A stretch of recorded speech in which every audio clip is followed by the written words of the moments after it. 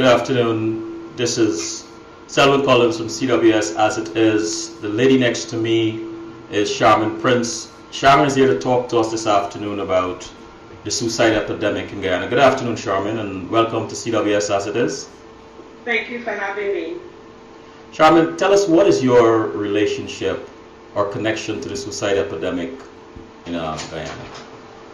I actually joined the suicide epidemic group because that is one of the only organizations that is making an impact or trying to address the suicide epidemic as a whole. And how long have you been part of this? I have been part of that group for less than a year. And so tell me something. What was the draw? What was the attraction to this group? A number of factors. The Guyana has one of the highest suicide rates in the world. Also, there's no set strategy within the country to address this epidemic. Guyana, as it is, ranked 4th in the world on the list of suicides, and that's extremely high for a country with the population that Guyana has. Also, it's not even being addressed. There are not a lot of studies being done or conducted on the reasons, the factors, the variables to address this epidemic. So the group is one of those organizations that is focused on suicide and is bringing in all the variables that affect suicide and are highlighting the risk factors. You spoke about variables when we talked the other day, and I'm trying to get rid of this. It's not your fault, this feedback I'm getting here. And you mentioned the associating variables. Would you like to expand on that? Yes, culture is one of them. I'm sure you're aware that within the Guyanese society, some of the risk factors are within the culture. We are kind of desensitized to abuse, domestic violence, child sexual abuse. Now you're hearing more of it, but are they being reported accurately? The culture in some of the subcultures within the nation. We have this Dutch student that is conducting, that has just completed her study in Guyana, and one of the findings that she's identified is that within the Indo-Guyanese culture, the men embrace the patriarchal, I guess they follow that, and one of the things is that they can't support their family economically, so it leads to frustration. That frustration leads to domestic violence. The domestic violence can lead to suicide. Wow. Do you, sorry about that, do you have anyone, or do you know anyone, anyone that you are close to, either family or yourself, that have been affected by suicide? Well, personally, I have personal experience with that. As a young adult, I was involved in a domestic violence situation. And of course, the feelings of frustration and hopelessness and thinking that there is no way out. I overdosed on pills, thinking that, okay, this is a permanent solution to my temporary situation. Domestic violence. I'm trying to get out, so I use this permanent strategy of overdosing with pills. And one of the things that, and this is one of the main reasons that I'm involved with this group.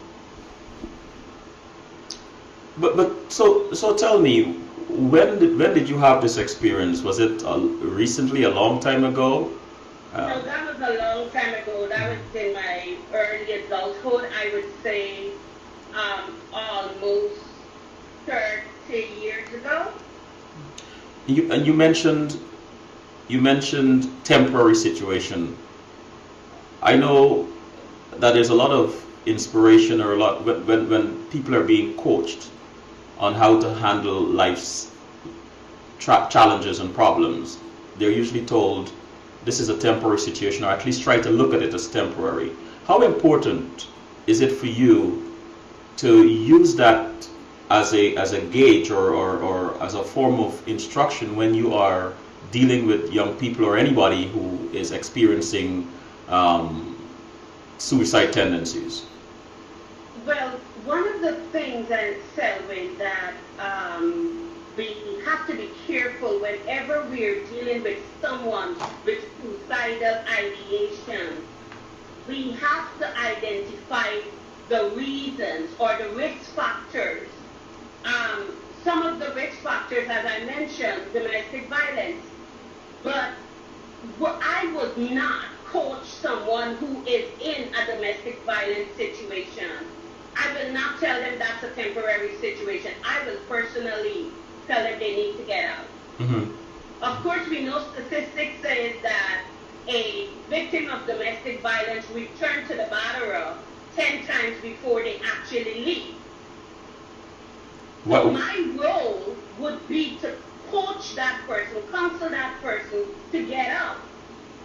Can you share with us a success story you might have had? I don't have a success story with DV and suicide. Okay. So other than myself. You mentioned culture, and do you want to tap into to tell us a little bit about the mental illness aspect of it? That's a big one, especially in our Chinese society.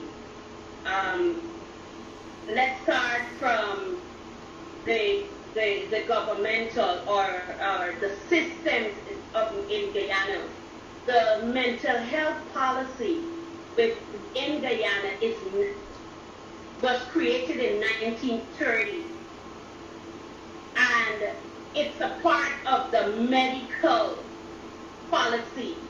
There is no mental health policy per se within the country. Mm-hmm. We have mental health is a taboo. We don't talk about mental health. It's not something that is easily shared. So when there's the signs and the symptoms are not known, one of the things that I share with my inner circle is that we have been taught to survive with mental illness. How dangerous is that to a society? It is extremely dangerous, and you see evidence of that with the violence and the levels of violence, the coping skills to deal with the immediate things that are the natural things that we can deal with if we are not plagued with the mental illness. Also the stigma. Removing that stigma that it is bad to, or it is degrading to say that I have a mental diagnosis. Mm-hmm. You spoke about your inner circle, and I'm just curious, what are the reactions you notice as people become more and more in tune with this epidemic, this suicide epidemic? The reactions, I would say it's mixed, because if you say mental illness, in our society, let me just stay there for a moment. In our society, we see suicide as a weakness. The person is weak, and the person couldn't handle whatever difficult situation they were dealing with. That's not a fact. It's not because of poor coping skills. There can be a whole lot of variables or factors that push that person to suicide. What are some things you would have learned after joining the suicide epidemic group? Can you repeat that question? What are some things you didn't know before that you would have learned after you joined this group? Oh, for me, one of the things that, like the risk factors, there are more risk factors involved in suicide than I thought. Also, there is within the Guyanese society, it's underreported the number of suicides. So the numbers that we are seeing via the WHO can be skewed because of the underreporting. Mm-hmm. And that's big. There is a myth that more Indo-Guyanese men commit suicide within Guyana, and because of the underreported, we cannot actually take those statistics and say that they're accurate. What troubles you most about this epidemic in Guyana? What troubles me most is let me try to identify the right word. The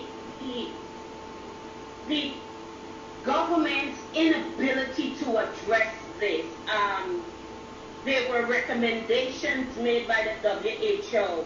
There were recommendations made by PAHU. And nothing was done.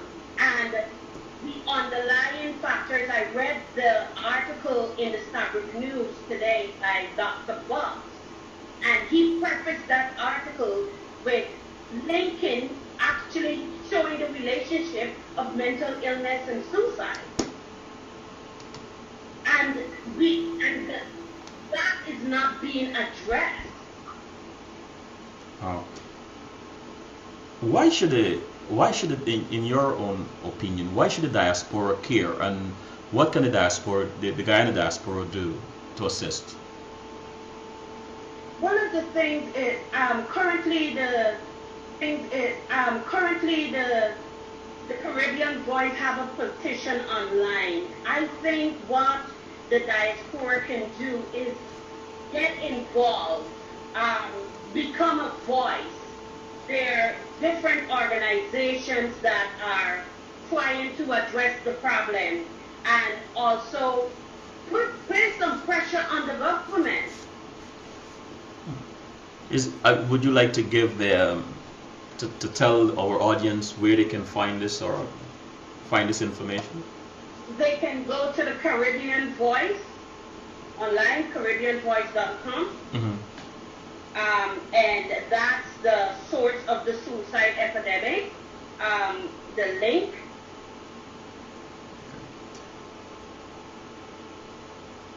If you had a personal message, Sharmin, a personal message to people who are, for whatever reason, contemplating suicide, might have tried and not succeeded, but probably in the same psychological space, what would your message be? Your life is worth much more than the situation that is pushing you to commit suicide. Suicide would not end the reason. If you can seek help and talk about the underlying factors, you will be able to help 100 or 1,000 more others who are contemplating where you are, contemplating suicide, and who are presently where you are. Because I have a personal saying, I cannot lead you where I did not walk. So because you are feeling what you're feeling and experiencing what you're experiencing, you can help somebody out of that same situation. Suicide is not the answer. I want to arch back to what you mentioned earlier about violence. You mentioned domestic violence. It's a form of abuse, one of the most prevalent and serious forms of abuse in Guyana. But there are various kinds of abuse. And I know you're not coming here to us as a psychologist per se, but for those women or for those people who are, because this is not necessarily gender specific, but let's focus on women. We are still in Women's History Month. For those women who are in abusive situations, who might be thinking, or making excuses for why they're still there, or making excuses for the abuser, here's an opportunity for you to speak directly to that population. What would you say? Women, we allow men to treat us abusively because that's how we feel about ourselves. There had to be an experience that made us feel less than that woman we were created to be. And that experience can be child sexual abuse, incest, psychological or mental abuse within the home. So now that you're an adult, you are reliving the same experiences. My encouragement to you today is to deal with the child sexual abuse, the incest, the psychological abuse, or the mental abuse that you have suffered as a child, as an adolescent, as a young adult. You do not have to live the remainder of your life being abused. Sharmin, do you find that you use your experience to inspire and motivate others? Yes, I do. And what sort of reaction you get when they realize that you yourself was a victim? Everyone is surprised. Because, like the popular pastor say, you see now but you don't know how. Yes. So they see now but they don't know how I got where I am. And the struggles that I overcame, the hurdles that I crossed. I am a survivor of child sexual abuse. And it took me 20 years before I actually said anything to anyone. And then it took me another 8 or 9 years to say anything to my family. So living with that secret and that secret or that belief that I was at fault as a child to attract a warped-minded man to abuse me, and then embracing that and accepting abuse from others in relationships. Sharmin, what are some principles you have used, some techniques you have used over the years to deal with some of your challenges? It's a strategy that I still use. I identified my strength, and one of my strengths was academics, and I began to use academia to get me out of my situation, or to help me out of my situation. I am a reader. I love to read, and so I read a lot of self-help books. It is important for you to identify what is your strength. So when I actually do use this strategy that I'm about to share with my staff, we are so prone to negativity that we can write a list of our challenges. And it's difficult for us to identify 3 of our strengths. And so identifying your strengths and using those strengths to overcome your challenges or your weaknesses has helped me throughout my life. Wow. What would you say is one of your greatest strengths? What I'm doing here? You look like a natural, Sharmin. I have to say that. Wow, wow. What would you say people are most surprised to learn about you, other than the abuse and the suicide attempt and so on? What is it in your personality? What is it you most people, when they get to know you, are surprised to discover? I have this hard exterior that when people get to know me, they're like, oh my God, I would have never thought that you were so warm, you're so caring. And I guess that came from, that was my defense mechanism. Mm-hmm. Yeah.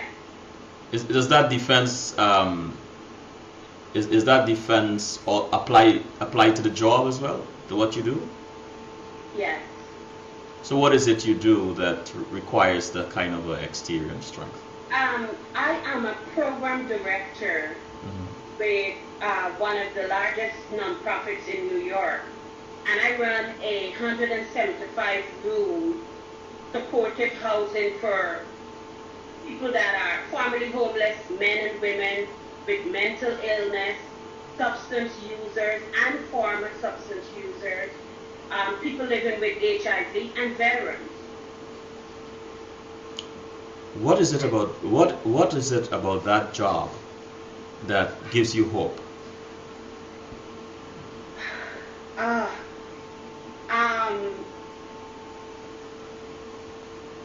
That's so difficult to answer. All right, let's try this then. Let's try this. For those days when, and you're human, this is why I'm going to ask this question based on an assumption. For those days when you don't feel like getting up to do what you have to do, when you are challenged, when perhaps a memory or some memories are conspiring to hold you down, who or what gets you out of that mindset?